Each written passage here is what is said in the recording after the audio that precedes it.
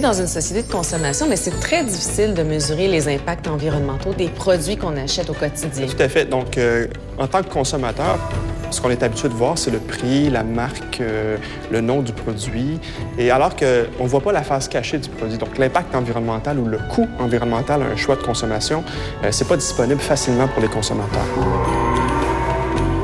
C'est les 5 grandes étapes du cycle de vie d'un produit. Tout à fait. Lorsqu'on fait l'analyse du cycle de vie, on va collecter de l'information sur les 5 étapes de l'extraction des matières premières, en passant par la fabrication, le transport, l'emballage, l'utilisation du produit et aussi sa fin de vie, donc le recyclage ou l'enfouissement. Un simple T-shirt de coton, par exemple, a beaucoup d'impact insoupçonné. Il y a besoin de plusieurs milliers de litres d'eau pour la culture du coton. On utilise beaucoup d'eau pour son lavage, des savons pour le laver aussi. Il y a des pesticides, fertilisants, de l'énergie pour son transport. L'analyse du cycle de vie, donc, c'est une méthodologie qui permet de quantifier ces impacts environnementaux-là à toutes les étapes du cycle de vie. Est-ce qu'il y en a des produits en ce moment qui sont identifiés avec une cote environnementale? On retrouve quelques écolabels ici et là, comme Énergie Star ou FSC, qui adressent souvent qu'une seule problématique du cycle de vie, donc la consommation d'énergie ou la façon dont est gérée la forêt. Mais il n'existe pas encore beaucoup dans les magasins, sur les tablettes, de produits qui ont fait l'objet d'une analyse du cycle de vie complète. Un peu plus en Europe, mais ici, au Canada, c'est très rare. Est-ce qu'on peut appliquer une pensée cycle de vie quand on magasine? Tout à fait. On peut commencer par se poser des questions très simples sur ce qui se passe avant, pendant et après mon produit. Par exemple, on distingue les produits passifs des produits actifs.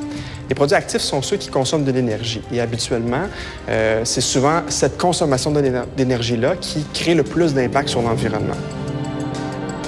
Un bon exemple d'un produit actif, ce serait un véhicule. Donc, une voiture, qu'elle soit hybride ou qu'elle soit traditionnelle, à peu près 80-85 de ses impacts sont dans la phase d'utilisation.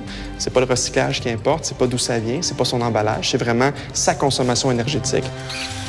Donc, comme consommateur, si je veux faire un choix plus vert, je vais aller vers un véhicule qui consomme moins.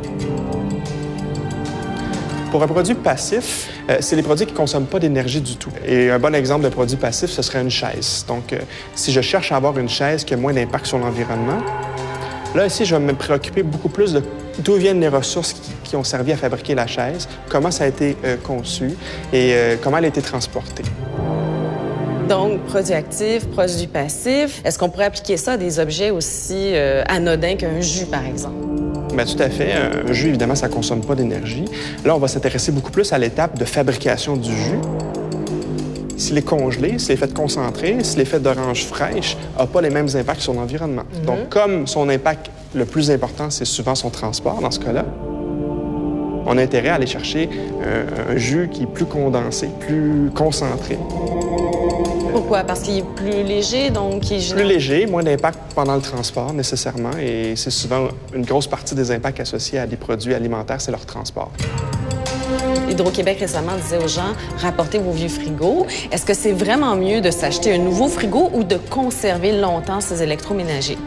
Bien, si on fait une analyse du cycle de vie, on calcule que c'est à peu près 90 des impacts qui sont reliés à sa consommation d'énergie.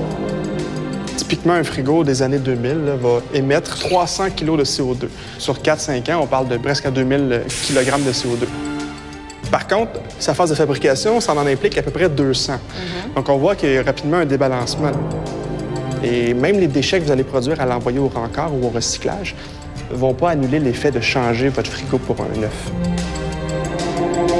Donc, pour tous les produits actifs, c'est toujours la phase d'utilisation qui a le plus d'impact environnemental. Généralement, oui. Donc, on a vu pour les frigos, les voitures, c'est le cas. Par contre, il y a des exceptions et les ordinateurs en sont un bon exemple.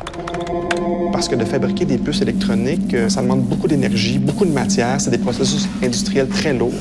Donc, ici, dans le cas d'un ordinateur, c'est la phase de fabrication qui est la plus importante. Donc, moi, comme consommateur, si je veux minimiser mon impact environnemental en choisissant un ordinateur, j'ai tendance à aller chercher un ordinateur qui va avoir une longue durée de vie. Donc, que je vais pouvoir facilement mettre à jour, réparer, remplacer des pièces pour essayer d'amortir, si on veut, le coût environnemental de la fabrication initiale.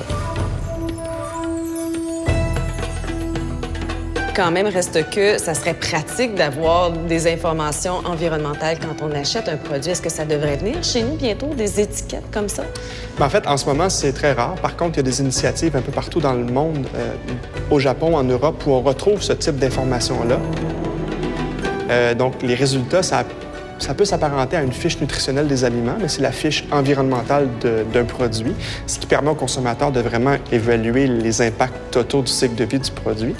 Et si ce n'est pas encore très présent, mais je pense que comme consommateur, on a un devoir de faire des pressions auprès de nos gouvernements pour demander cette information environnementale, parce qu'en plus du prix, je pense qu'on a un devoir de connaître le coût environnemental des produits pour faire des choix éclairés.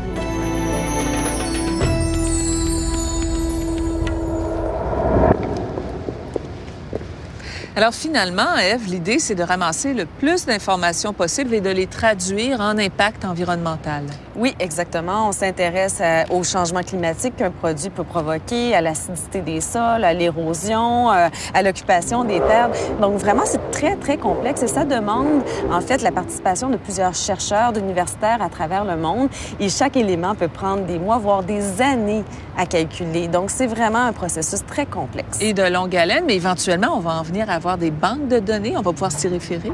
Oui, c'est ce qu'on espère avec le temps, c'est de créer des banques de données pour faciliter la tâche aux gens qui font des analyses de cycle de vie. Tu l'as abordé un peu dans le reportage, mais tu parlais d'étiquetage. Éventuellement, on va pouvoir, comme sur une étiquette alimentaire, lire des informations qui concernent le cycle de vie. Oui, effectivement, ça existe déjà au Japon, un petit peu en Europe aussi, des étiquettes qui ressemblent, comme tu le disais, à des étiquettes alimentaires. Donc, c'est très facile à ce moment-là pour le consommateur de comparer deux produits entre eux. Et on peut penser que ça viendra chez nous. Nous, comme consommateurs, on a le droit de demander des informations sur la fabrication des produits, sur les impacts de cette fabrication-là aussi. Donc, on a un rôle à jouer en demandant ça. Rien ne se perd, rien ne se crée. Exactement.